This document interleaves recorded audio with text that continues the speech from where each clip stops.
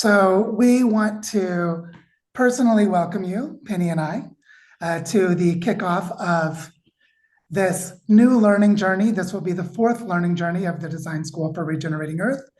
And this year we chose to move away from framing what we're doing as being about bioregionalism, which is not to say we're moving away from bioregionalism, that we're moving back up to our big focus, which is regenerating the earth. And so we gave a webinar in 2023 called What is the Design, a learning journey called What is the Design School? We actually needed a learning journey to explain the weird thing we're doing. And then we had a learning journey in 2024 called Birthing of Bioregional Learning Centers. 2025, How to Organize Your Bioregion.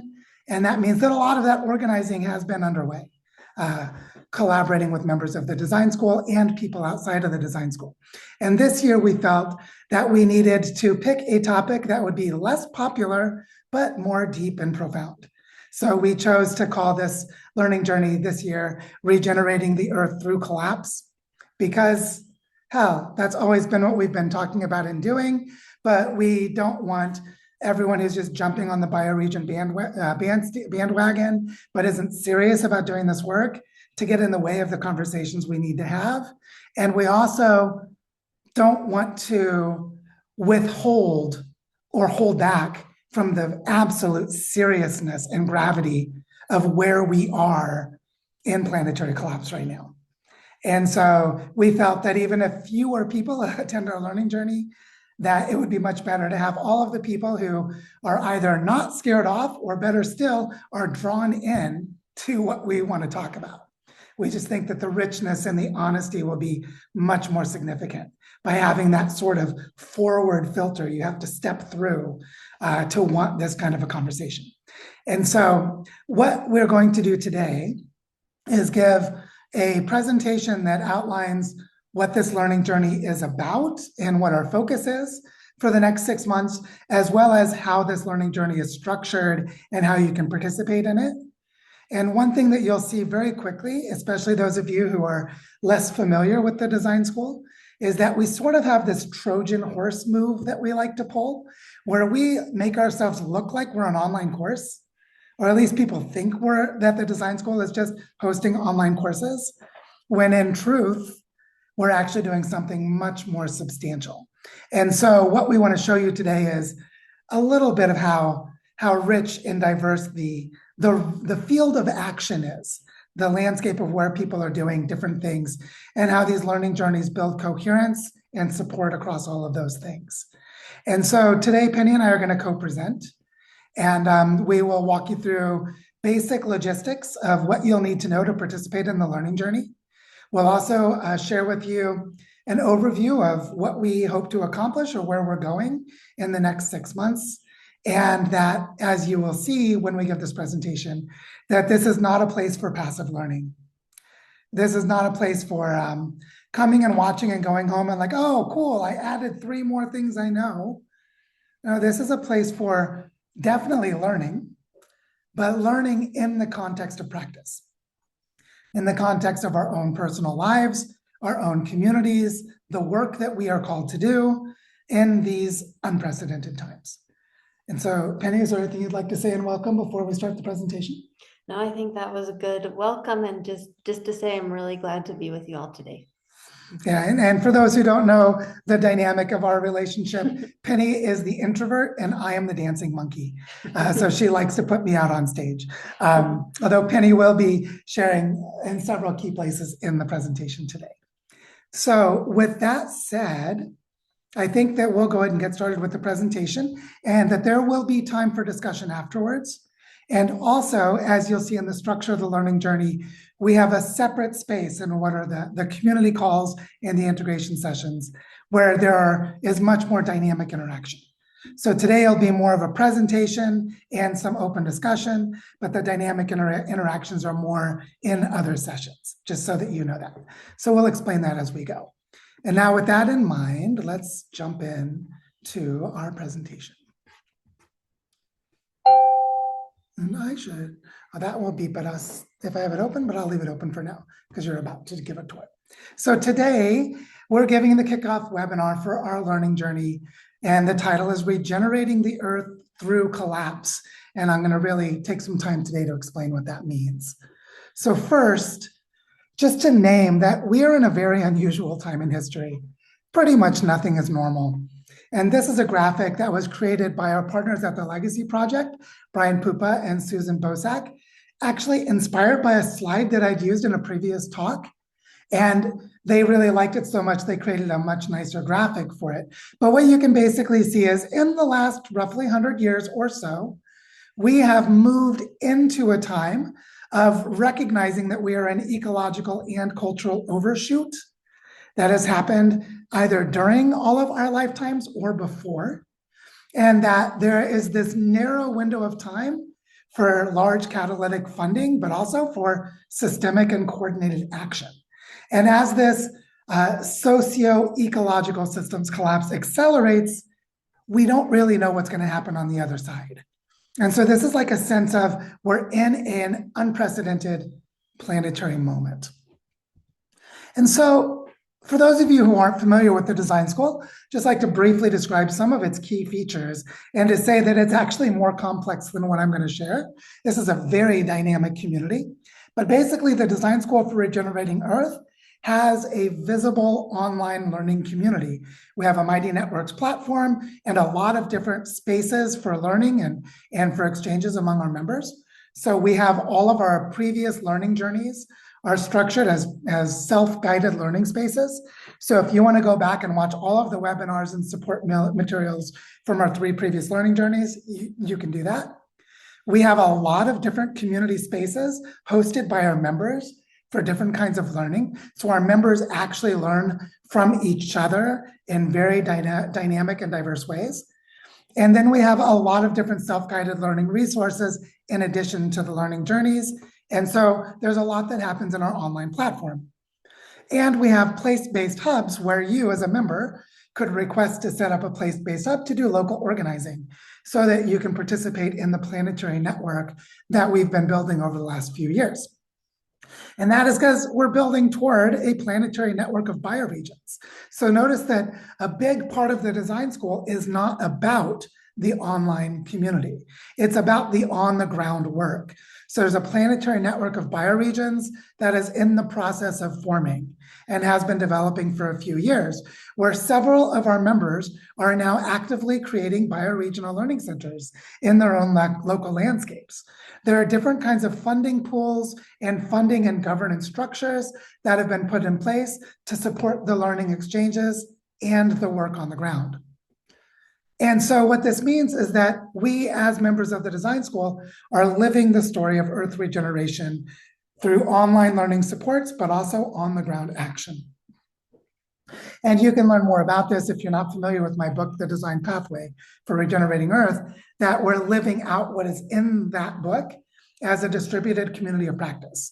So the design school is a distributed community of practice, distributed across online learning spaces and distributed across on the ground learning and practice as we live into the design pathway for regenerating Earth.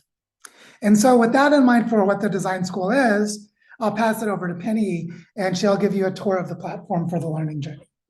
Yep, so just to say from this slide before we switch to screen sharing, you'll see here, if you haven't seen yet, that this learning journey is structured into 2 phases of online sessions, which we're starting right now. So we're starting the first phase of online sessions that alternate. So between the weeks, we have 1 week where we have the webinars and community calls.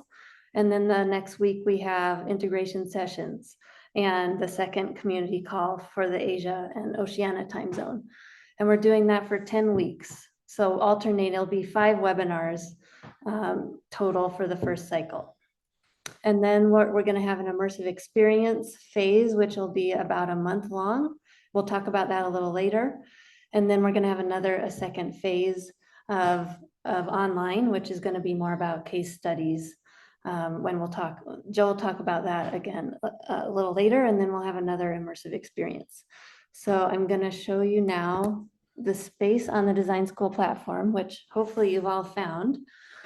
But if you look on the left-hand side, this is from a computer. This is the main menu. You can see that the learning journey space is the first one here listed under Design School Learning Journeys. And at the top, you'll see the menu items that you can explore. So the first thing I want to show you is the events area, which is this third item. This is where many of you have already gone to RSVP for the main events.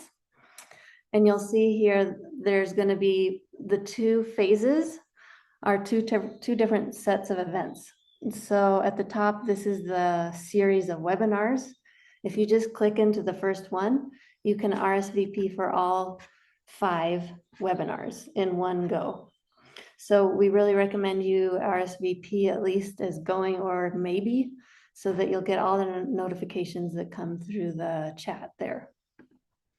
And then second, you'll see 2 community calls. One is for the Americas and Europe and Africa time zones. That's on Thursdays at 10 a.m. Central Daylight Time. And then you'll see another one that's going to be the following week on Tuesday for the Asia and Oceania time zones. It's going to be at 6 p.m. in Sydney time in Australia. So you can RSVP for one or both of those. And then there's the integration sessions are also happening on Tuesday. Joe will talk more about this. These are being hosted by Ann and Neil from And Now What, and he'll say more about that.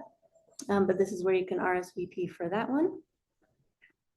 And then if you scroll down, you'll see by the end of June, by the end of May, that the first phase ends. And then you'll see there's a new set of webinars and community calls with different pictures. So you'll need to RSVP for those as well. So because we had to start a new series for phase 2. So just be sure and scroll down and RSVP for the community calls, the webinars and integration sessions down below for phase 2 as well. And then after this, what I'd recommend is going to the map of participants and put yourself on the map so that we can all start to see where we're located. If you go into this area, there's a link there where you just fill out a form that takes less than a minute to fill out. And then we'll be adding you to a map. And then this link here shows the direct link to the map where you'll start to be able to see everybody in there as you all start to add yourself to the map. And there's a group chat, which sometimes isn't very often used, but if you wanted to engage in a chat with everybody in the learning journey, you could do so there. And then the course materials. This is important to check out the overview section. This is how it describes the whole structure and what we're doing in the learning journey. So definitely read through this if you haven't already. And this is also where we're going to be posting all the recordings, and all the suggested activities will be in this section. So you'll start to see that fill out as we move through the different modules. And then the feed here, there's a welcome post. If you click on this one here, you can read through this welcome post and start to introduce yourself here in the comment thread of this post. So there's a little bit of a checklist that we were going to have Elias post into the chat. I don't know if Elias joined, but if not, I'm going to be posting it later. Oh, there we go. I've got it right here. Oh, okay. So I can at least show everyone, but I can't drop it into the chat because I'm screen sharing. Okay, yeah. So those 4 things, go and make sure you RSVP for the events, add yourself to the map, read over the course materials, and then introduce yourself on the welcome post. And that'll be really helpful for just getting started. And then, yeah, I'll pass it back to Joe. Awesome. So as you can see, we have a lot of structure in place to support this learning journey and a team of wonderful people. Actually, before I go any further, I will close this so it doesn't beep at us. There we go. And now I can go back over here and continue. So what I wanted to do is start to go into the content of what this learning journey is about. But to do that, I want to give one way of thinking about the answer to this question, because this is actually a question that we can answer in multiple ways. So what do we mean by collapse as it relates to this learning journey? And so, first of all, the collapse is planetary scale, which means we're not simply talking about the collapse of the Roman Empire or some other social system. We're talking about a collapse of a much larger and holistic manner. So this is a collapse that is planetary in scale. It actually is a collapse that goes back many thousands of years.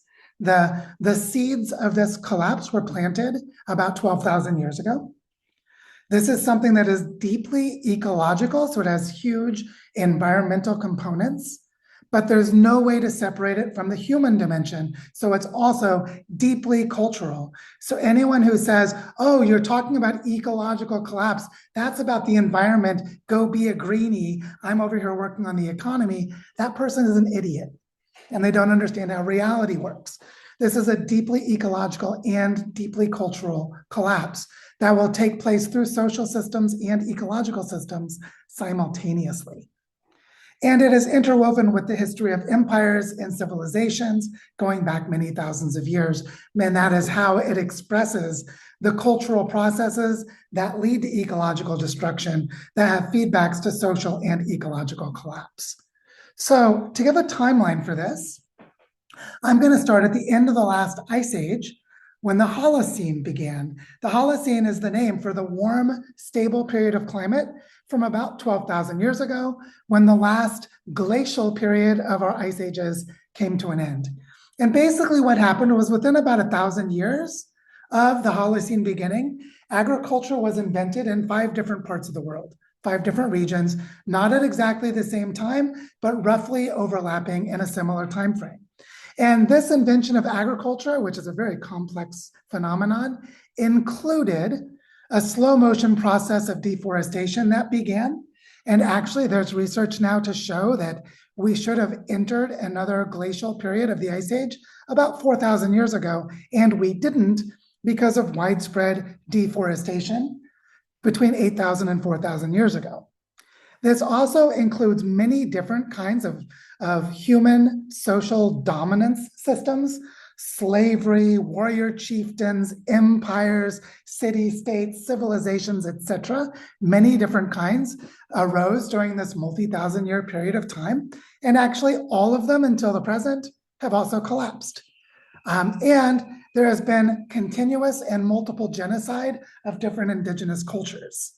And so basically these dominant systems damage the environment, but also destroy or integrate and transform and co-opt various elements of indigenous cultures. All of this giving rise about 500 years ago to the first wave of globalized colonization. The globalized colonization beginning in like the 1400s, 1500s, is when all of this rose to the planetary scale and really definitely had a huge impact. And then there was the rise of the industrial age, the discovery and use of fossil fuels, and the human population exploded, roughly in the last 200 years, and most of it in the last 70 to 80 years. And this is where most of the biodiversity loss occurred, because as the human population grew, what did we do? We cut down forests and destroyed ecosystems, and as that song goes, we paved paradise and put up a parking lot. And so the biodiversity loss is the same process as human population growth as a systemic pattern. This is how we came to the place of crossing multiple planetary boundaries. And all of this was driven by ecological overshoot at a planetary scale. So we basically passed the Earth's carrying capacities. And then, of course, that means the Holocene ended.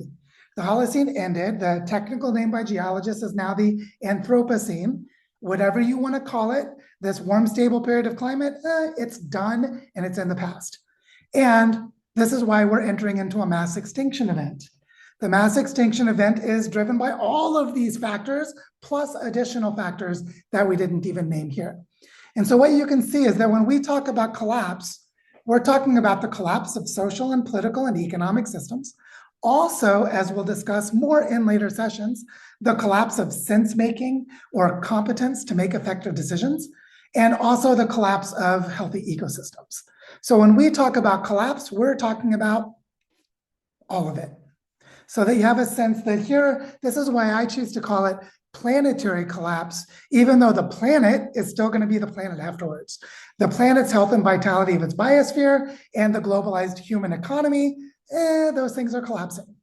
And so we're in the midst of that. So this gives you a flavor for what we mean by collapse at a planetary scale and what we're going to be focusing on in this learning journey. So the big question for us was, will there be humans on the other side, or will we go extinct? And so that's going to be an important theme for us in this learning journey. So another way of describing this more simply and more directly is that this is our planetary context in terms of human population. It basically was really small. Stephen, could you please mute microphones? Thank you.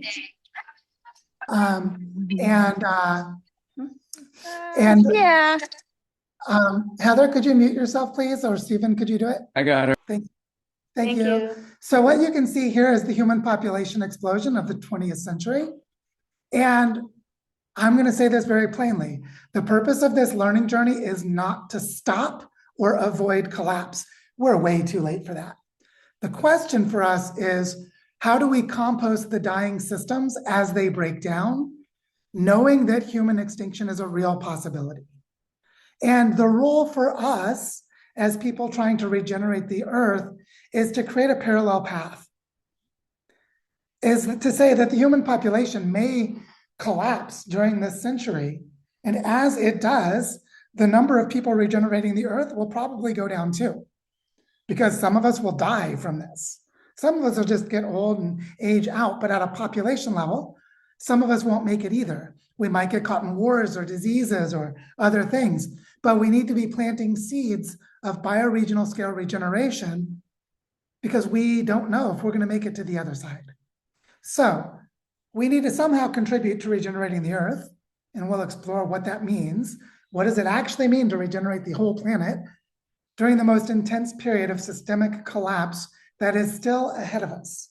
We're entering into the most intense period of systemic collapse. And we would like to have humans on the other side, along with millions of other species that could go extinct if we really fuck this up. And so the idea is that regenerating the earth through collapse is to acknowledge the truth of what we're saying here. To acknowledge that we can't avoid collapse, we can't deny collapse, or you're welcome to if you want, but you'll probably not contribute very much to regenerating the earth, because regenerating the earth depends on understanding the context that we're operating in. So what do we mean by regeneration through collapse? Well, here's what I mean by the collapse is already going on. So we're not going to regenerate to avoid collapse. First, we've been in ecological overshoot at a planetary scale since 1970. I was born in 1976. So we were already in ecological overshoot before I was born. Most of us on this call probably have been born into a planet already in ecological overshoot. It's already happening. We've crossed 7 of 9 planetary boundaries, according to the Stockholm Resilience Center, and these are the boundaries that would define a safe operating space. We are very far from safe. We are in a time of social system breakdown because we're in a time of extreme wealth inequality and institutional capture, where a tiny financial elite is establishing a planet. No, they already did establish a planetary plutocracy, rule by and for the rich. Everyone else be damned. There's a whole genre of science fiction devoted to this topic that is actually true. Social system collapse is already here. Democracies are a thing of the past. Institution capture has already occurred and is intensifying and consolidating its power. We're also in this thing called the meta crisis, where people can no longer make sense of what's happening, which is to say that there's so much information and misinformation, and there's so much complexity and confusion that we lose the ability to even make sense of what's going on. So a big theme for us in this learning journey is, how do we restore sense making? That's a super important question for us. And of course, there's an extractive logic, globalized capitalism, and its various cousins that dominates every single sector of human activity, locally, everywhere on Earth, regionally, everywhere on Earth, and for the planet as a whole. So somehow we need to realign humanity with living systems in this. This is not an easy task, and we are not shying away from the truth of it. So this is a logic that I wrote down on a napkin in 2015. I was sitting in a coffee shop in Seattle and someone asked me, so how do you see this big transition of humanity happening? And so here's a timeline of what I drew on a napkin. As basically between 2015 and 2020, we need to figure out what is the structure of this and how does it look. So I spent those years collaborating with many different people to envision the design pathway for regenerating Earth, which is in my book. My book, by the way, is just a synthesis of a lot of other people's ideas that shows the logic of the design pathway. And then what I wrote on the napkin was between 2020 and 2025, we needed to create at least one real world prototype at scale. And I would say here that this prototype at scale is of two kinds. One is actually creating a bioregional framework of regeneration. But for the last 6 years, I've been involved in deep experiments of how to do this in the real world in the Northern Andes in Colombia. And in March of 2023, Penny and I co-founded the Design School for Regenerating Earth. January 1st, 2020 is when we started Earth Regenerators, which is the predecessor to this. But to say that we did create a real world prototype at scale, a lot of things actually have failed, some things have worked, but damn have we learned a lot. And then between 2025 and 2030, we need to replicate out to at least 100 locations around the world, which is to say, we need at least 100 places around the world where people are organizing locally to do bioregional scale regeneration. So that between 2030 and 2050, as we enter the most intense times of collapse, the global system completely goes down, here global as human and ecological, that the humans who are organizing in these 100+ locations, who are living and expressing themselves through an ecological worldview, become what remains of humanity on the other side of collapse. So this is a logic that I wrote down 11 years ago and that we've been living out ever since. And so just so you can see how the logic works. So that's what I wrote in January of December and January of 2020 is when most of this book was written. This is what the design school is for, giving birth to regenerative bioregions. And here's a quote from the back cover of my book. This was written in 2020. A planet-wide network of learning ecosystems is needed that can hold the complexity of birthing these regenerative bioregions during and after the rest of the collapse that we were all born into, which is to say, everything I just shared with you in these slides has been our basic understanding of what's happening for at least the last 6 years. And it has been foundational for organizing our work.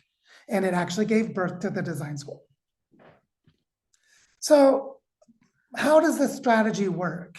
Why do we need to understand the multi-location strategy? And so this is a strategy that is informed by understanding of cultural evolution.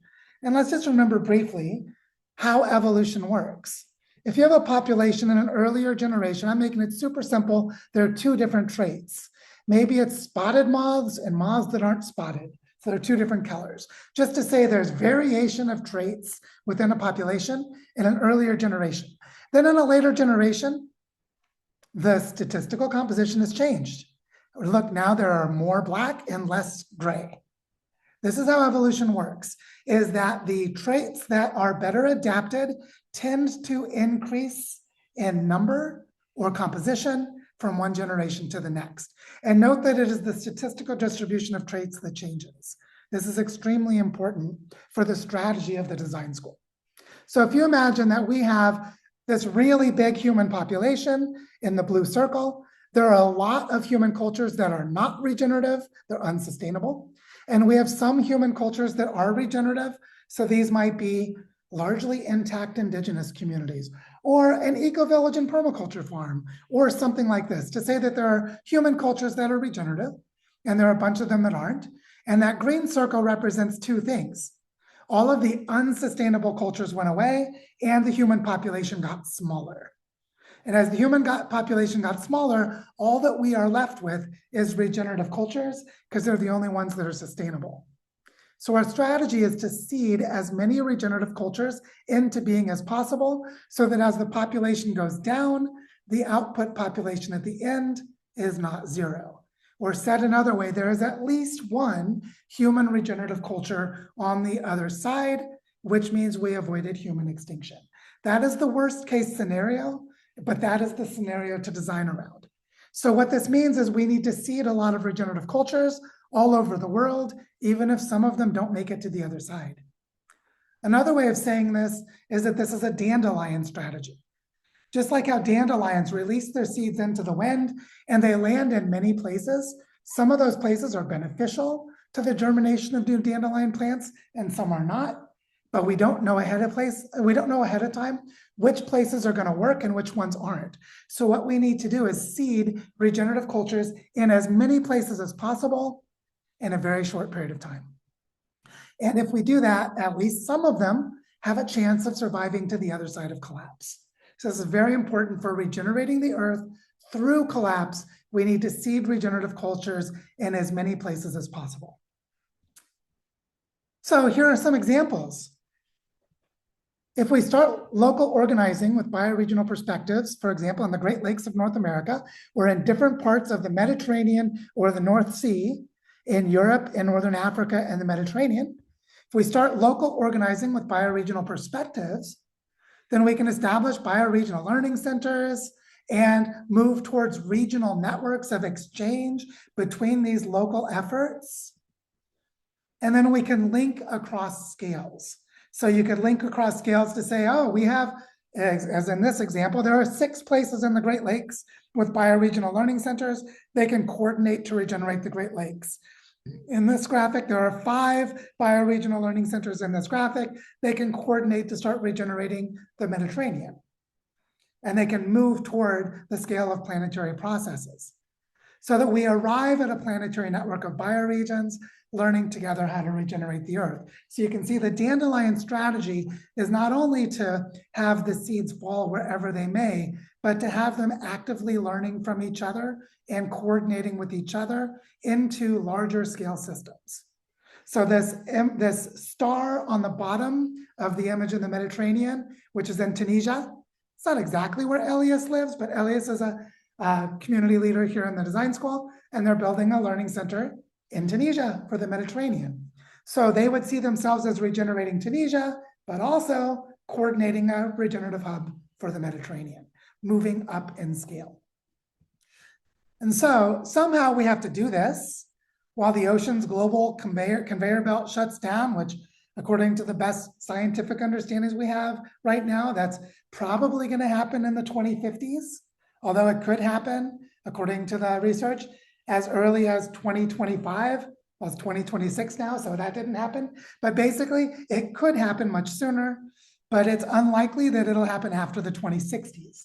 So most of us alive today, if we're in our 40s or 50s and something doesn't kill us, have a chance of living until this North Atlantic circulation shuts down, which creates planetary climate chaos. And basically agriculture becomes untenable because you don't have the stability you need. That's probably going to happen within 20 to 50 years from now, and most likely sooner. So just so that we have this in mind, how do we do it with this scale of disruption? The whole damn ocean stopping the way it mixes is a pretty big thing. Or what happens as we cross the tipping points and the Amazon rainforest collapse, which we're right on schedule. The Amazon rainforest probably began to systemically collapse in 2024, and they're still debating exactly the extent of the tipping point, if we've crossed it or not. But even if we haven't, it is coming quick. And what happens after the collapse of the Amazon rainforest is it converts to grassland savanna, stops storing carbon, and throws all of our weather systems on Earth into chaos. That's happening now. So how do we do this Earth regeneration work when we're crossing these tipping points? But oh wait, there are a lot more planetary tipping points. There's the blue ocean event of the Arctic Ocean being ice-free in the Northern Hemisphere's summer. There's the explosions of methane from the permafrost in the Siberian tundra. There's the boreal forest that's starting to die back from large drying and forest fire events. The El Nino La Nina, which is connected to the monsoons of the world, is going crazy right now. The coral reefs are having massive die-offs in the Great Barrier Reef System of Australia, etc. So we're basically dealing with a planetary scale crisis of unprecedented proportions that we somehow have to regenerate the Earth through this period of time. So with that in mind, that's huge. That's a lot to hold. So what is the modest expectation of a 6-month-long learning journey? Well, in this 6-month-long learning journey, we want to implement more of this strategy. So first of all, in the design school, we organize ourselves with cycles of nature. So we chose to organize ourselves with the cycles of the sun. So we have a learning journey that begins at the equinox in March and ends in the equinox in September. That's part of the temporal cycle of the design school itself. And as Penny said earlier, we've divided the learning journey into 2 phases. Phase 1 is 5 bi-weekly cycles for laying the groundwork of this learning journey. And this is when we will have bi-weekly webinars. Today's webinar is the first. Community calls and integration sessions. And I'll explain more about how those all relate to each other in a moment. And then we'll take a break and come back and start again in early July for another 10-week cycle, or 5 cycles of 2 weeks of design practice. And the design practice is about case studies, real world practice, and lived experience. So that we'll really be integrating what's going on in the world through our members' work in the design school as we live out this design pathway. And then there are these immersive experiences that I'll talk more about in a moment. To say that we're going to take a break for about 5 weeks and go offline and into the real world. Offline meaning we won't even be hosting these webinars, community calls, or integration sessions, because we're going to encourage everyone to take what they've been learning and apply it in the real world and have immersive experiences. So these 5 cycles for laying groundwork is what I'll focus on now. We'll go into the second phase at a different time. And just say that this is divided into 2-week structure, where the bi-weekly webinars are on a Tuesday at this time at 10 a.m. Central Time US. And then we have 2 different times for community calls, one that is for the Western Hemisphere and one for the Eastern Hemisphere, more or less. One that is really good, the community calls on Thursdays, the first Thursday of the 2-week cycle, are really good for people in North America and Europe. And the ones on the second Tuesday are better for people in like Asia, Australia, New Zealand, Oceania, and so forth. And then there will be integration sessions on the alternate Tuesday. So 1 week will be webinars, 1 week will be integration sessions. Time for us to deeply go into how do we hold and process what we're exploring here. And I'll talk more about that in a moment. So basically this creates a simple rhythm. With all of the complexity of what we're doing, we need a simple rhythm. Our simple rhythm is a 2-week cycle for 10 weeks, where we're going to explore how to regenerate the earth through collapse. So we'll have webinars to create shared understandings and provoke deeper inquiries. We'll have community calls for small group discussions and connecting with other members. And we'll have integration sessions to go deeper and really explore what this creates inside of us as human beings. And so the bi-weekly webinars are going to be co-hosted by Penny and myself.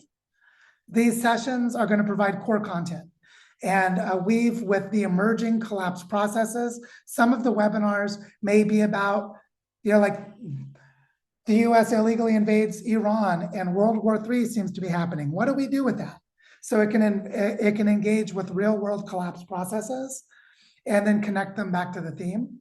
We'll also be exploring the inner and the outer work, and Penny's going to talk in a little bit later in this presentation about some of the inner work that we need to do to be able to actually do earth regeneration.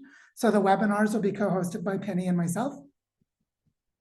The community calls will be hosted by Penny and myself, as well as Elias. Elias, I don't know if you've managed to arrive because we can't see you while we're in presentation mode, but Elias is the community steward, the community gardener, the community tender. He likes to think of the design school as a community food forest. And so Elias will be hosting the Oceania time zone, the sessions that are on the alternate Tuesdays. Penny and I will be hosting the Thursdays of the webinar week. And sometimes Elias may help us when we're traveling or we need to do something else. But basically, these community calls are a place to meet other participants in the learning journey and to explore topics in small group conversations, a place to really be much more participatory and engaging. And then we'd like to introduce you to Ann Billen and Neil Davidson, who are here in the session today. And they have a project and organization called And Now What? They actually have a space called Know What in the design school that they set up before the learning journey began, and they will be hosting the integration sessions. In these sessions, this is where we will support one another in navigating and processing the challenging thoughts, emotions, and nervous systems reactions, what is triggered in us and what do we do about it, that inevitably arise when dealing with these very complex topics. So these integration sessions, we feel these are crucial to what we're doing in the learning journey. And Anne and Neil have tremendous knowledge and experience about these themes in these areas, and they have lots of frameworks and tools. And so we strongly encourage that you sign up to the integration sessions. But also, they have a space called And Now What that's in the community spaces of the design school.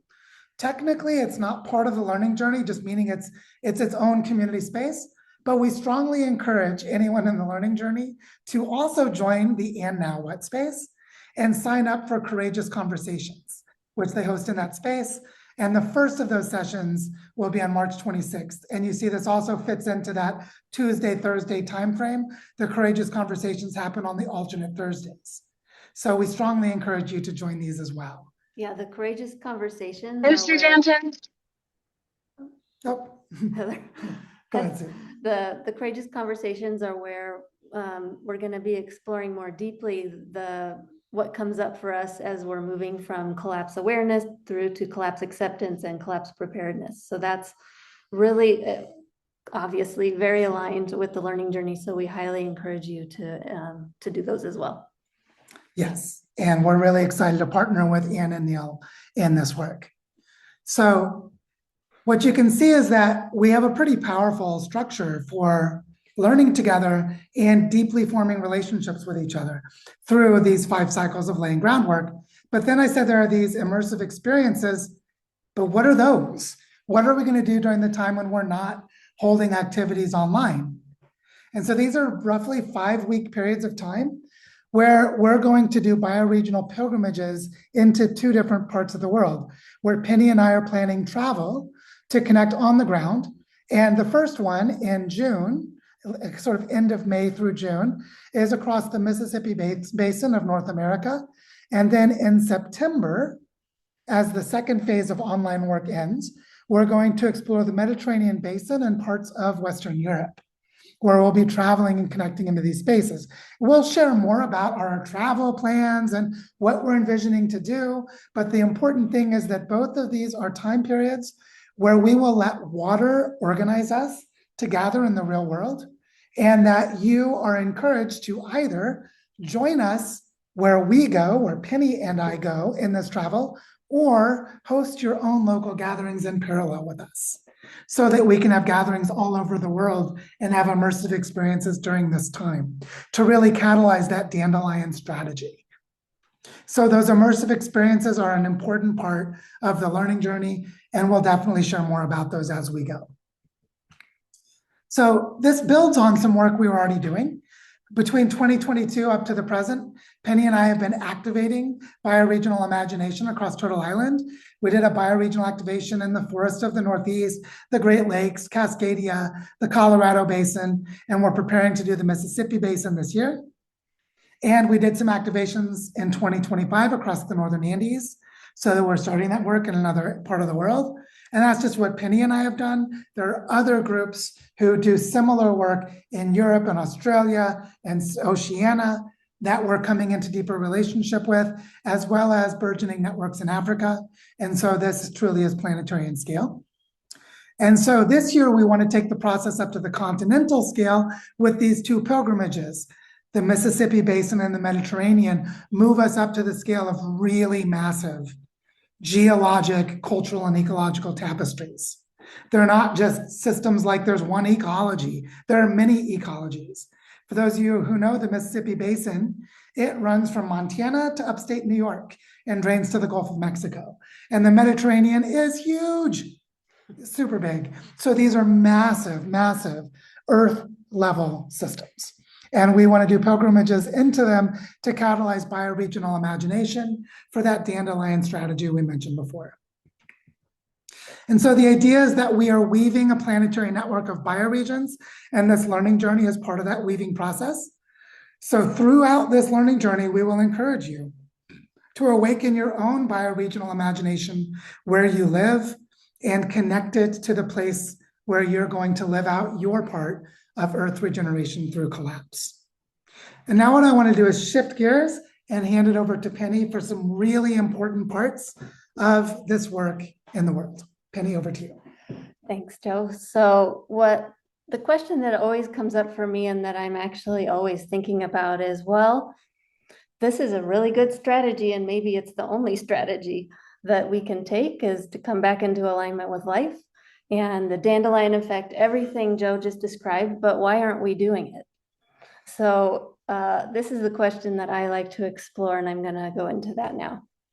So I'm going to talk about just two aspects of this. This is what I've been thinking about lately. And of course, there's many answers to this question, but these are the two main areas I'm going to explore today with you. Number one, the reason we're not doing this is a lack of human capacity. And I'm going to talk about that in a moment in more detail. And then number two, because we're captured in the dying system, we're captured in this extractive system. So let's go into cultivating the capacities we'll need as humans. So I like to think about this, that there are three kind of preconditions that we need to be working with to be able to become the kind of human that we need to be in order to actually live out this strategy that Joe is describing. So the first is reconnection in 5 different levels.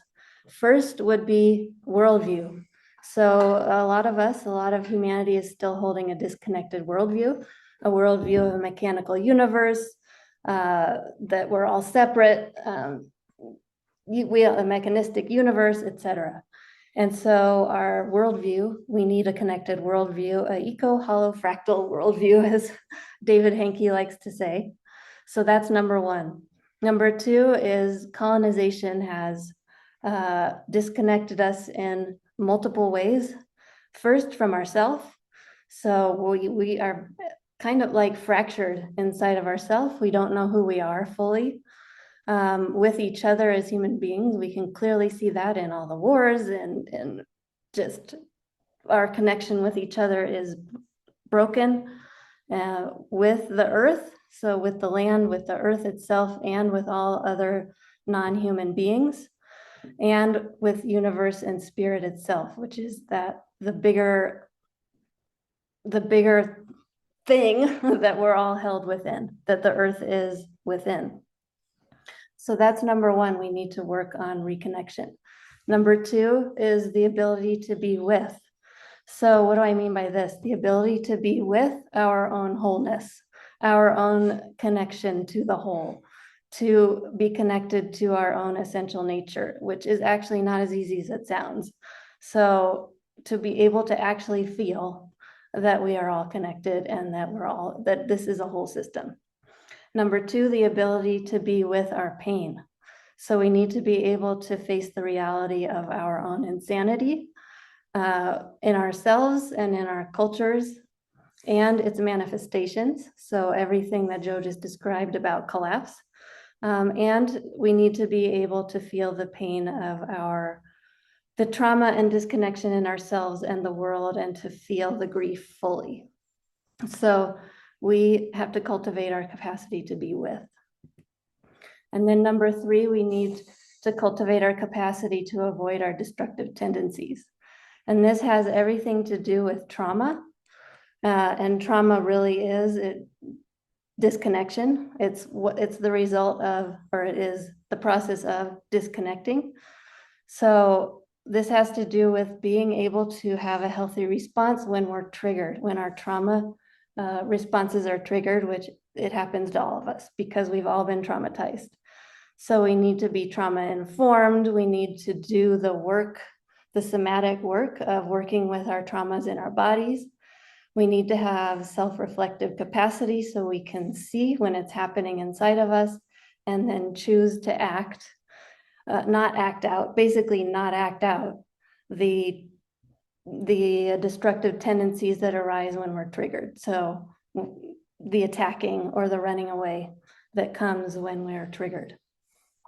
So In order to do this, we also need to create culture. We need to start building and creating cultures of care and groups that can basically support when we get triggered, that we can support each other in coming back into connection again, and minimize the damage that happens when we are triggered.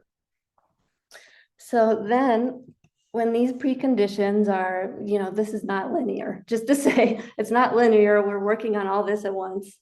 But when these conditions start to be met, who we can become is the kind of human being that can live out this strategy. So we become collapse acceptant. When we are able to be with our pain, to look at what's real, to be able to look at that in ourselves and in the world, then we start to see what's actually happening. We start to see the reality of what's going on. And this is the kind of person that we need to be doing this work. We need to be collapse acceptant, meaning we need to be facing reality.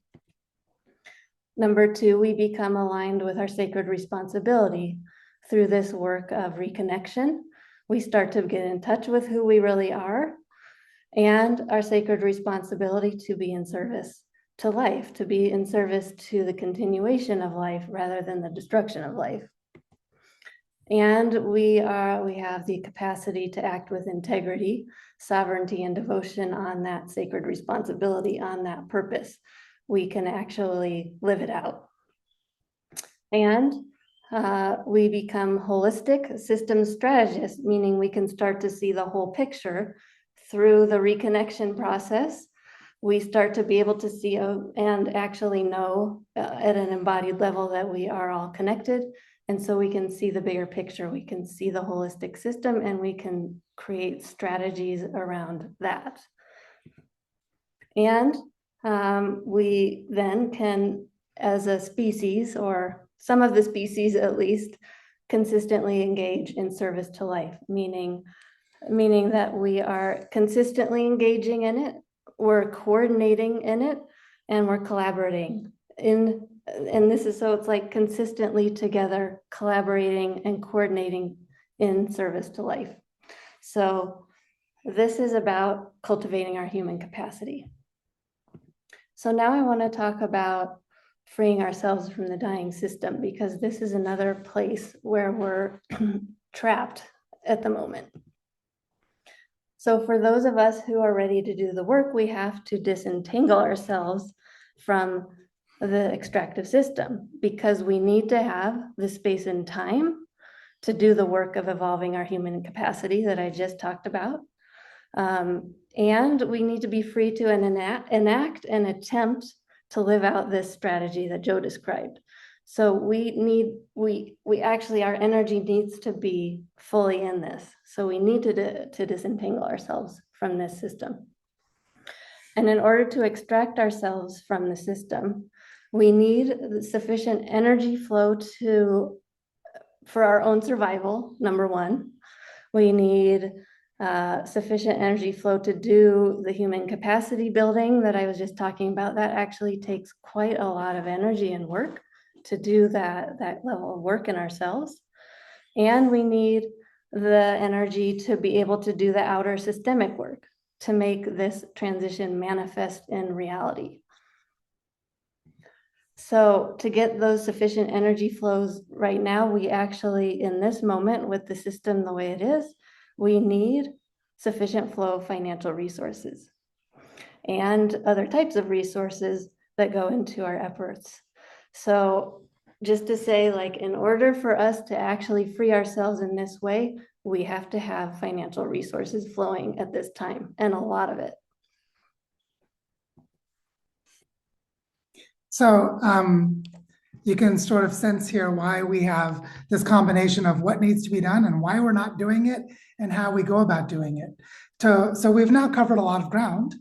There's a lot to feel and a lot to process. So I'd like to just summarize the main points that we're talking about regenerating the earth through collapse. So we need to acknowledge that we're already in collapse.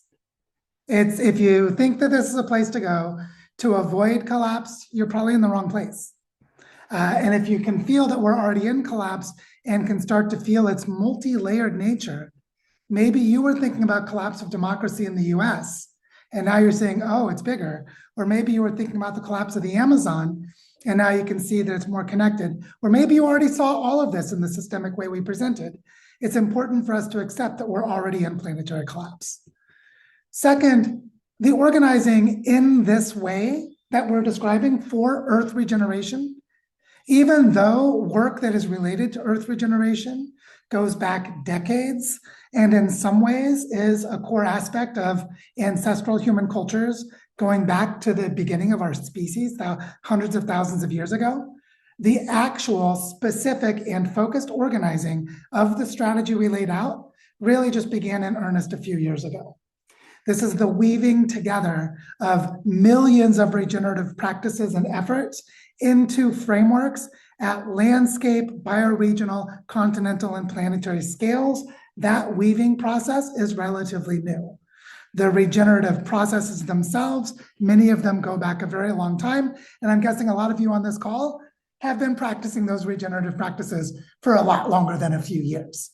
So I just want to really acknowledge that we're building on what came before, but this is the moment. This moment is a moment of about 10 to 15 years. Like I said, 2020 to 2030 is when we need to have 100 places or more organizing in this way. So we are organizing in earnest in this way and have been for a few years. And in this learning, we're going to explore what it takes. So what do you need to understand to organize in this way? What is this way of organizing? Like I mentioned, for example, bioregional learning centers. What is a bioregional learning center? So part of what it takes is to understand what that is. So part of this is that sort of practical and applicable knowledge of how to do this. But then there's everything Penny said, which is all the things we have to cultivate in ourselves, what it takes to become the kind of humans to do this. And I think you could feel it. I could sure feel it as Penny was talking.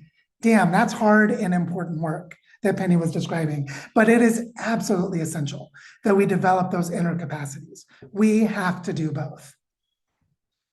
And that we're going to basically organize this in a very understandable way. Bi-weekly webinars, community calls, and integration sessions. We also encourage the courageous conversations. And we're going to have a time of immersive experience in the real world, because the online stuff is great and helpful and very limited. And we fully recognize that up front. We all need to be supporting each other to go into the real world and learn how to live out what we're talking about. And so this is about living into the collapse, not running away. But as we go into the collapse, we lean toward Earth regeneration. We move in the direction of it.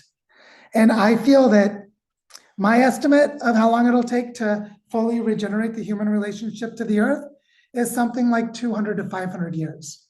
This really intense collapse period seems like it's happening roughly from now until the later part or the end of this century. There are some collapse processes in the world ocean that'll take longer and that'll continue longer, but that the movement toward human regenerative cultures is at least 7 human generations into the future, to use that indigenous sort of benchmark, and it could even be longer. So I would say 200 to 500 years. We will lean toward Earth regeneration. We will not achieve it in our lifetime. And that's part of collapse acceptance. And so with those points being summarized, we'd love to discuss this with you and ask if there are any clarifying questions and what's come up for you about how we can hold this space together in the next 6 months. And because there are 120 of us here, we won't be able to get to everyone's questions perhaps, but if you have practical questions like, is there something you didn't understand about the learning journey itself and how to participate? Or if you just have questions in general about the strategy and the approach, or if you wanted to ask about the different sessions, like to ask Ann and Neil to speak about their session or other things like this, we'd love to just ask you to raise your hand, and then we can take your questions and comments in the order that they come in. And you'll see at the bottom of your screen a little option that says raise hand if you want to raise your hand and ask any questions. And while we're waiting for those hands to come, I'll just say that it's very important that we have the community calls where you can actually have a lot of interaction and discussion, because these topics stir up really strong feelings and ideas. And so we definitely acknowledge the significance of that, even though here may not be the space that we do that. We'll be doing that in the community calls and integration sessions. So I see a couple hands have come up, so we'll go over to Howard. Howard, over to you. Thank you for all the thoughtfulness that you've put into this. It's a very elegant project. Wanting to ask how we can make this intentionally more intergenerational. And looking at the faces, they're closer in age to mine than the next gen that has a lifespan that's going to be more meaningful to making the change that this envisions. So how do you think about this being intentionally intergenerational in the way we gather and do our work? Bless you, Howard. Penny and I know Howard, and we know his devotion to this work, which goes back a long time. As you know, Howard, Penny and I have helped set up a learning ecosystem for children where we live in Columbia. So there's a very strong connection between teachers and children, which is immediately intergenerational, but also in the bioregional movement and in regenerative work and permaculture practice and other related areas. There are so many elders and pioneers who are still very much with us and very much doing the work. And there are a lot of younger people who don't know about all of you elders, all of you people who've been at it for a while. And so I think it's really important for us to support that bondage, the connection between youngers and olders. We work with Dr. Dan Longboat from the Mohawk Nation, and he likes to jokingly say he's not an elder, he's an older. Although I would sort of push him. He's a pretty wise human being. But that intergenerational component is huge. And one is mentoring. Another is like internships or scholarships or other mechanisms of connection to work together in local contexts. And then just supporting education work with young people that always involves older people in some direct relationship, like a teacher with a student. And so I think all of those things are hugely important in this. And also, there's a whole movement in the world of intergenerational schools. And most craft skills, like permaculture centers, are inherently intergenerational, even if they don't name themselves that way. So I think a lot of it's already present. It's sort of like naming it to recognize its importance. But through the learning journey itself, I would love to hear suggestions. That might be a really good thing if you go into so share something here, but also, yeah, I'll invite you to respond. But just say one other thing, you could also go into the feed of the learning journey and post a post there to invite discussion and invite people to join a conversation or a group about it. But then, Howard, what were you gonna say? No, I just want to thank you. That was a very helpful response. Yeah, thanks. Go ahead. One thing I would just add is that as we're building bioregional learning centers or bioregional learning ecosystems, I think what's important is to have children at the heart of that. Because we have to have the kids actually growing up into this, because they're the ones who are going to carry it forward. So to think of it and to actually frame it that at our bioregional learning centers, we have children at the center. And then from there, we grow out. Yeah. And this is a big topic that I encourage more discussion on. So Howard, thank you for bringing it up. And then Lakey, I can spotlight you if you put on your camera. Or if not, you could just unmute your mic. There you are. Welcome.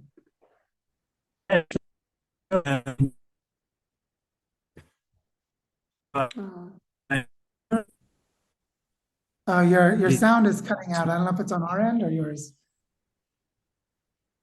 Maybe turn off your camera and try that way, and we'll go back. Yeah. Maybe turn off your camera because it might be harder with the sound. All right, so it's good off my camera. That's better. Yes. I tend to kind of introduce things in a long-winded way. So why don't I flip it around, go straight to the point, and then explain? I'm wondering,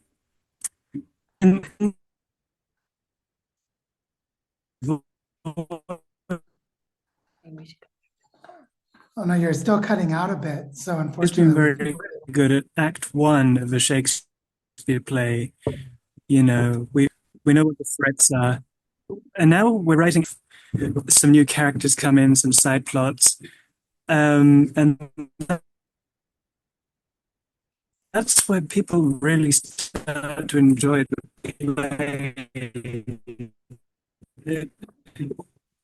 This Kins, who many of you may know, started the transition brand, who's big into Shakespeare, and who said, you know, you environmentalists, you just don't struck in the your sound is still, presentation, both by how much. Oh, the sound's not good. yeah, Yeah. the sound is Did you like get? good in moments. We got part of it about Shakespeare, Act One and Act Two, and then it sounded like you were going somewhere really powerful, but then we started losing it even more. Is it something perhaps you could write into the chat? And I wish that we had a better way, but maybe that's what we could do for now. Maybe is Or my you're on your audio better phone. like this? Yeah, I've just actually, changed. yeah, All that's right. working better. Okay, try Yeah. again. We'll see how it goes. Sorry for the problems. Yeah, so I'm just wondering, I was struck by how wonderfully clear and powerful your presentation was and how they always are, but they feel accessible to people like us who are collapse aware to an extent, or at least collapse ambivalent. I wonder if there's a way in which we can also explore as part of the design school,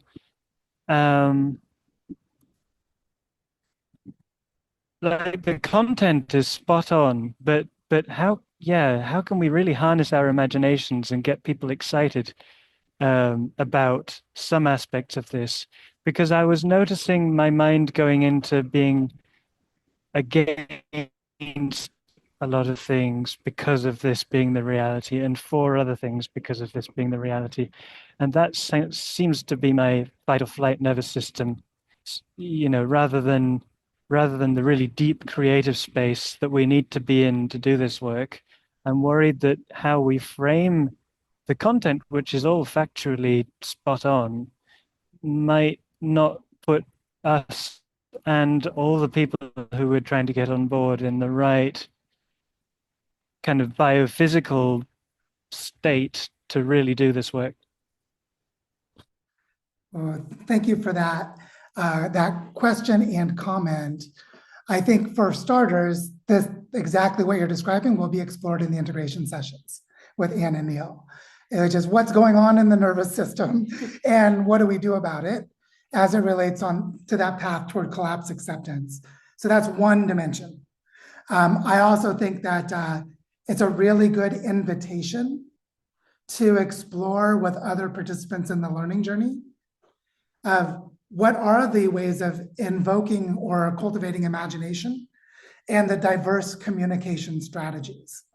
Because how we communicate, like in the webinars in this learning journey, is one kind of audience, but there will be many audiences.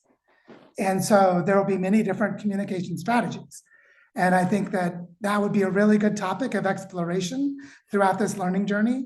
What are the ways of telling stories that can invoke this engagement and participation in this dreaming? And since we only have 5 webinars in the first half of the learning journey, like, well, that we may not get very much of that in the sort of core thread of the webinars, so to speak. But within our sort of the space of dialogue and inquiry and work through this learning journey, I think we could do a lot. And there are some people in this, like I see Sarah Featherson just commented in the chat and just happened to notice it. Storytellers, there are actually quite a few storytellers in this community who are doing different kinds of storytelling. So there could be some coordination and collaboration among storytellers. And some of that is actually already happening in the design school, and some of it is already happening in the world, which is just my way of saying, I agree with you, Aliki, that this is really important. And that a first space would be the integration sessions, to just explore together what is the relationship of that to the core themes of the learning journey. And then also, who are the people in the design school that you would want to explore this around some kind of work group or brainstorming group or collaboration group that could be its own, it could be its own, work group of some kind. And that you could post that into the learning journey space in the feed to invite collaboration around it and see what comes. Yeah, and yeah. I would just add that I feel like your question is like what we presented today is really around what? It's like, what do we need to do? It's the what, but it's not saying how. Or it's like, or the pathway that we have to walk down to actually do this. So just to say that I think what your question is, it's inviting us into the how. Like, how do we actually do this? And that is what the community calls are about. It's what the integration sessions are about. And it's about actually doing it. So actually walking this pathway is very different than just stating what it is. So yeah. So with that, thank you, Aleki.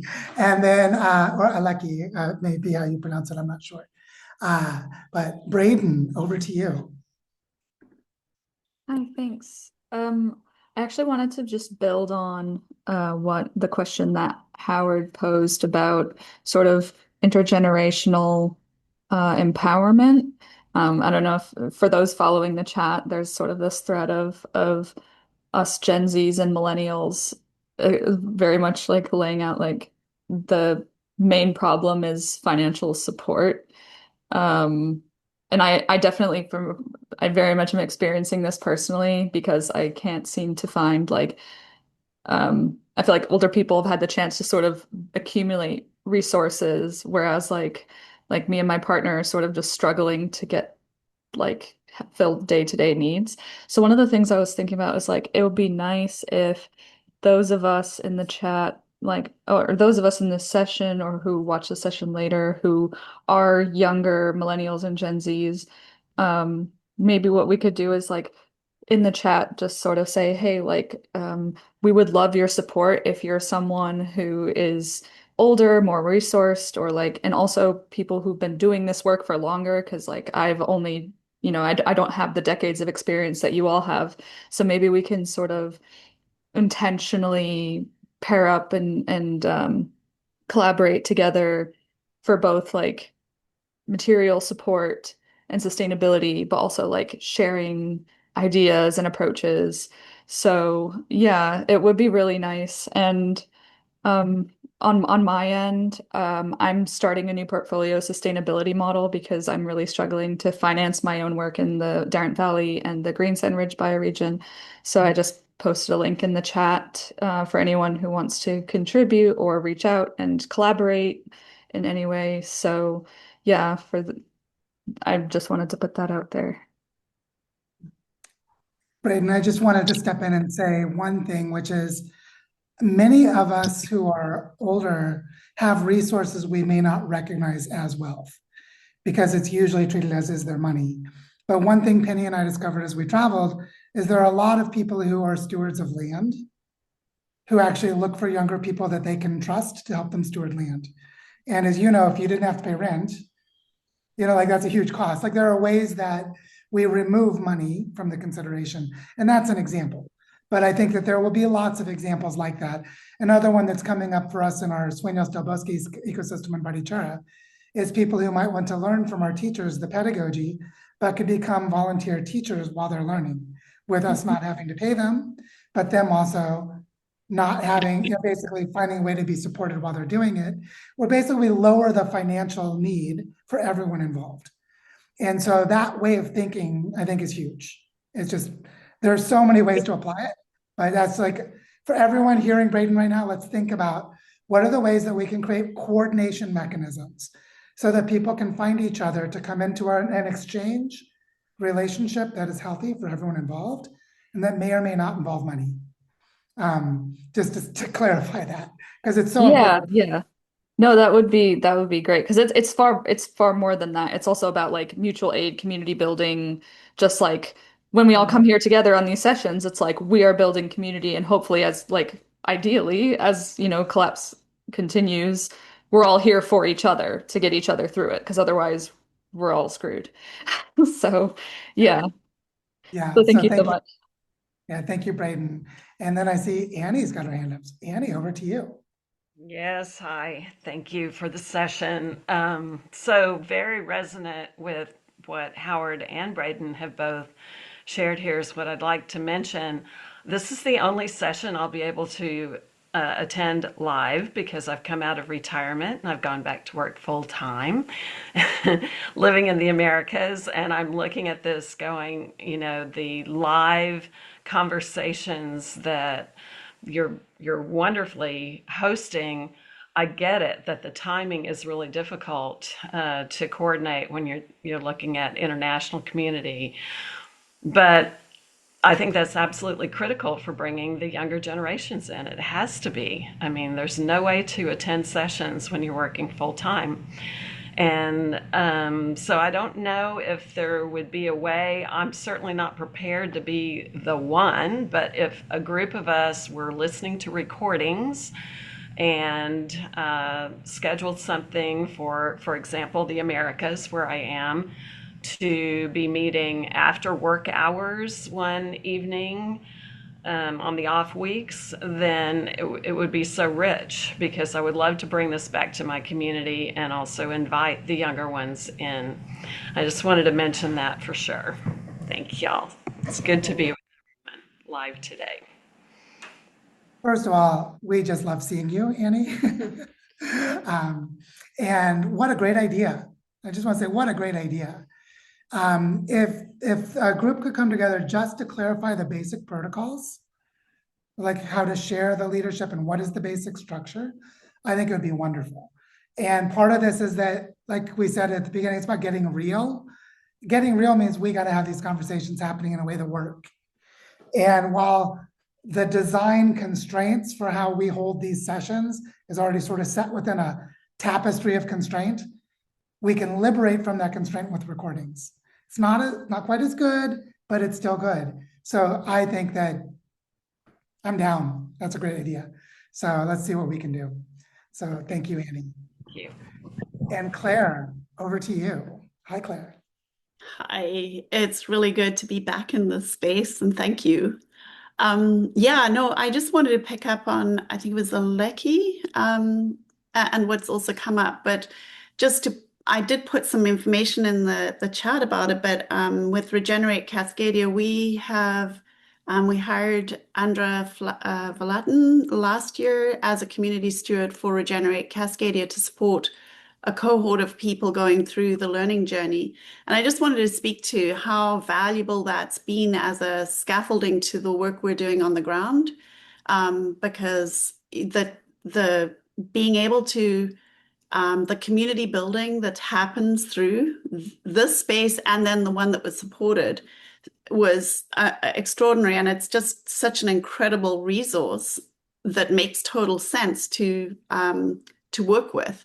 And yeah, so just wanted to say how powerful that's been, because it's really supported the coherence building in the work we're doing on the ground. And part of the reason why you barely see me in the space anymore is because the work on the ground takes all of our time. So yeah, anyway, but just to say how important it is to that those connections and all that you were speaking to. So just much gratitude. Thank you, Claire, for naming the multi-scale nature. That coordination within Cascadia Bioregion, which you know is huge itself, and quite a few people on the call live in the Cascadia Bioregion, it's huge. That these intermediary levels are really valuable. And so I think it's really important that you name that. And just, it's great to see you. I just want to say hi. And then we'll pass it over to Aletta. So Aletta, over to you. Hi, everyone. And Joe and Penny, I just want to say thank you so much for holding the space all the time open and available for people. I've got two things that I'd like to just touch on. The one is the youth. And I was watching a webinar on syntropic agriculture, and something struck me that it was fantastic, but no mention was made about the fact that water is necessary to start the whole process. And then it occurred to me that in terms of getting young people onto the land, money is necessary. And really, in the social organism, money does represent this flow of energy that you've been talking about. So I would really appreciate it if we could focus a lot more on how do we actually empower young people to be able to come to the land, because there are young people that want to be on the land, that have the passion to do the work, but they need to eat and pay this and do that and have transport, etc. So if they have no resources, then it's very difficult for them to take on that opportunity.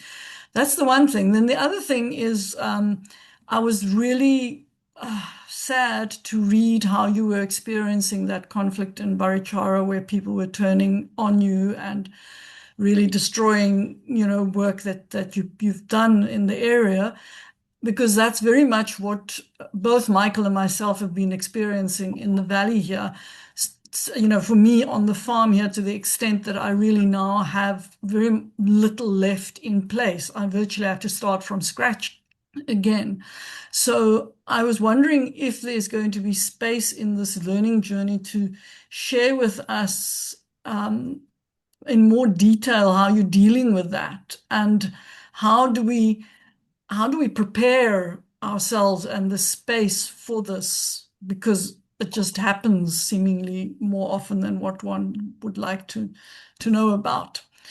Yes, so my heart was really sore when I saw that happening to you.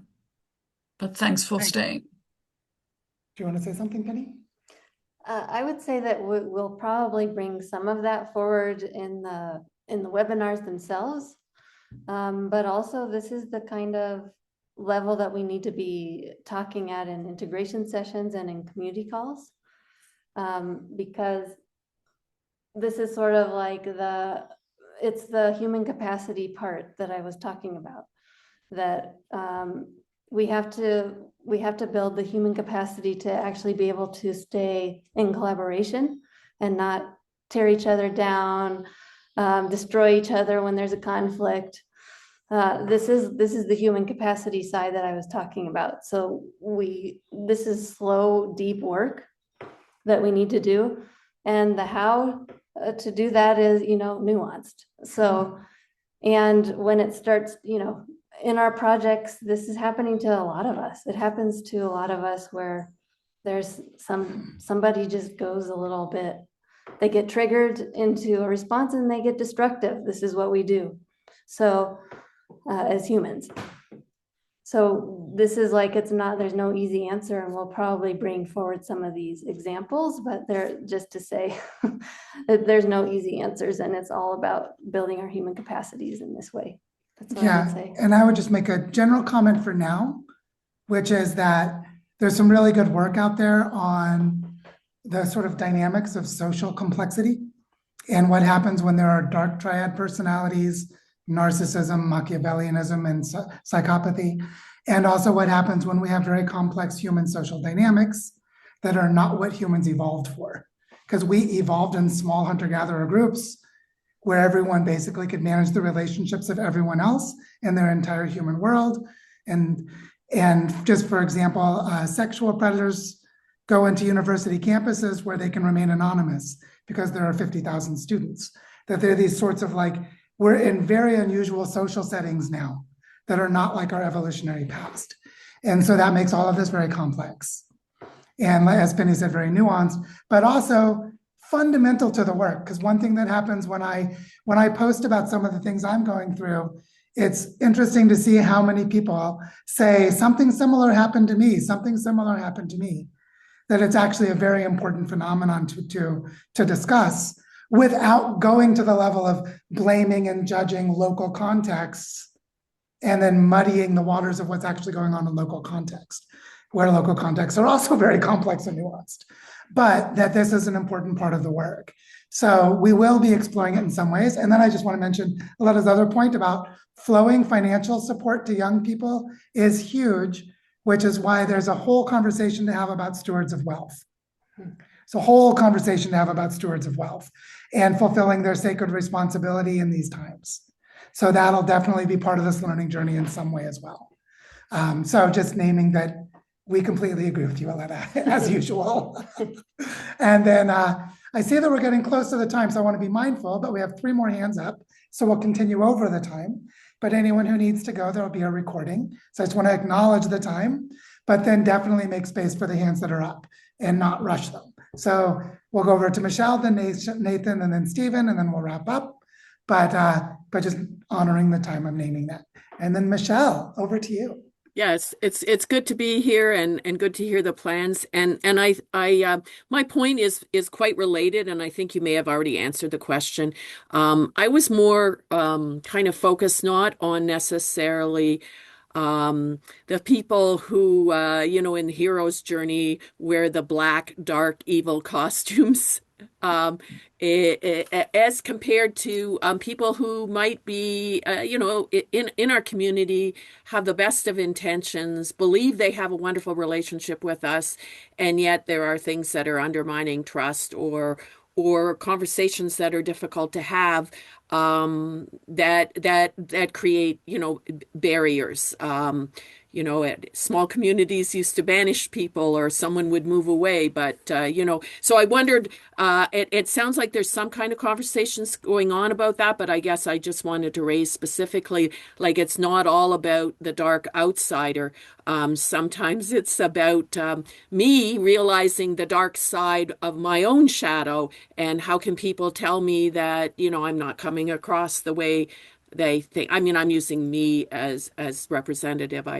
I'm not asking for people to say all the bad things they have about me. But anyways, that interpersonal thing. Yeah. Yeah, thank you, Michelle. I'll just say that that is a good topic for the integration sessions, the community calls, and that just generally the inner work that needs to happen, as Penny described. So I love the nuance that you bring to these focus areas because they're super important. So yes, just saying totally with you. And that those spaces will be very good spaces for this conversation. Yeah, and just to say that often it is the very good-hearted and good-intentioned people that something happens and it just turns like into the trigger. The trigger happens, and then there's people who are very good-hearted can start to hate and start to attack, and because they're kind of lost in that response. So those are that's where that work has to happen. Is can we see that in ourselves? Can we help each other come out of that mode of nervous system like attack? Yeah, and then related to it, collapse acceptance, which is that someone may have a strategy for what they're doing at an interpersonal level that actually veers the whole social system off course of a collapse accepting strategy. And it's multi-layered and nuanced, but there will be space to explore it for sure. So thank you, Michelle. And then Nathan, over to you. Hi, everybody. So wonderful to be back together again, and thank you for gathering us. There's another layer I haven't heard spoken yet, about the kind of the dark response. One of my teachers, Ricardo Levins Morales, reminds us that when we feel powerless, we turn on each other. That's much deeper than trauma in a sense. It's deeply biological. Not that trauma isn't. For me, it centers the inner strategy that I have an inner outpost here. That to be aware of my relationship to power is the structure of the design school. One thing I love about it is that it tends that power. It tends the power in each of us. And the scaffolding, the structure of inner outer, the relationship to all the things that we hear and feel in the world right now, they're constantly undermining, potentially undermining our capacity to not merely have agency, because that tends to be what am I going to make happen, but how do I maintain my integrity as a loving being, no matter what's going on? And then how do I become a source of response rather than reaction in the worlds in which I find myself? So I just wanted to bring that in. When we feel powerless, we turn on each other. So let's take care of power in each other and ourselves. Nate, just to say thank you, because yeah, so important. And sovereignty, Penny just mentioned in one of the little bullets, like integrity, sovereignty, devotion. That sovereignty piece is such a multifaceted component. And just to say yes. And it's so beautiful. It's just gloriously beautiful when it's alive and well. And like capitalism and colonialism and these extractive dominant systems target exactly that sovereignty within ourselves. That's why education is the primary form of violence in colonialism, because it undermines exactly that. So just to say, yes, thank you so much for naming it. And I won't respond more because we're near time or beyond time, and I want to give Stephen a place to speak. So I'll pass it over to Stephen. Thanks, Joe. There are two things that come to my mind. This group in particular, I think, is pretty good at realizing there aren't answers to many of our questions, but I really want to encourage people. The more you know about complexity, the more we understand there are no answers in complexity. There's only dancing with the system. So, and I think a lot of the, if not all of the problems we consider ourselves in now is because we look for answers, we reduce to solve the specific problem in our face, and then we create more problems with that reductionist solution. So it's just a reminder for those who come in going, I want the answer. How do we do this? How do we do that? The answers are going to be lived through this process. It's the willingness to be with the question and all the emotions that come up and the inability to be with the question, I think can lead to this dark side that we talk about coming out. The other thing is I just noticed immediately there's, how do we pay for this? How do we get money to people? Part of the colonialization is trapping us in this idea that we have to use a national currency controlled by private banks and manipulated by politicians as the way to get resources. There's so much more available. Will Ruddick is a perfect example. I don't know if he's active in the school at all anymore, but he's in Africa working with communities. There's all kinds of value exchange that isn't about money. And I really encourage people when the question is, how do I pay for this? Think of how do I get the value exchanged for the needs to be met. So yes, we need money for certain things, but stop thinking in terms of money as quickly as you can, because that's one way out of the system that traps us. Yeah, thank you for that. And I'll just add, for those who are interested, we actually did create the Earth Regeneration Fund, and you can see a little more about it here. We're evolving and updating how we're going to talk about it and think about it. But I want to name that the pooling and flowing of resources is an important part of what we're doing. And you can already see that just on this call, there's a pooling and flowing of emotional energy, of love, of knowledge, of perspective. So these flows, as Stephen said, are not limited to or reducible to money or to fiat money issued by national governments. There are many ways to do it. But the flow of these resources is going to be really important in the work that we do for us to support each other. And so because we're now beyond the time that we had scheduled, and I want to be mindful about keeping to that schedule as close as we can, I just want to say that this is the kickoff. This is the beginning of this learning journey. And our intention is to make this all very real. And I mean real in the positive sense as well. Real connection, real experience, real friendships, real opportunity to do something and get involved, or to invite others to get involved in what you're already doing that's real. And so this place-based organizing is not just a strategy that's like a smart strategy. It's like, duh, that's reality, folks. That's just how reality is. Reality is fractal and holographic in the sense that patterns replicate themselves across scales and places, but they always exist somewhere if they exist. And so that place-based element is huge in all of this. And that each of you is going to be in the direct path of collapse processes that will intervene into your life this year. If they're not already happening, they will soon. And that's just part of the reality of this. So throughout the next 6 months, we need to hold and care for each other. And so that's what the community calls and integration sessions will definitely help to do that, but also the place-based hubs and the place-based organizing to meet with each other in person. So while Claire Atwell was on the call, she didn't talk about the landscape hub cultivator that Regenerate Cascadia is holding, where they're actually helping people to organize their landscapes across multiple landscapes in Cascadia.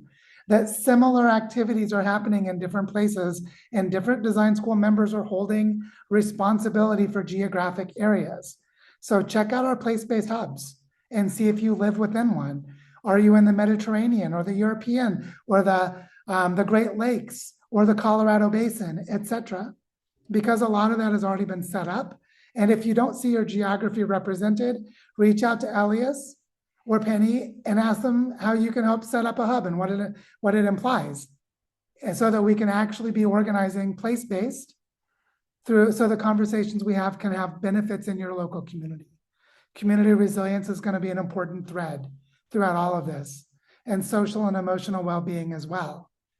These will be desirable objectives that we may not achieve.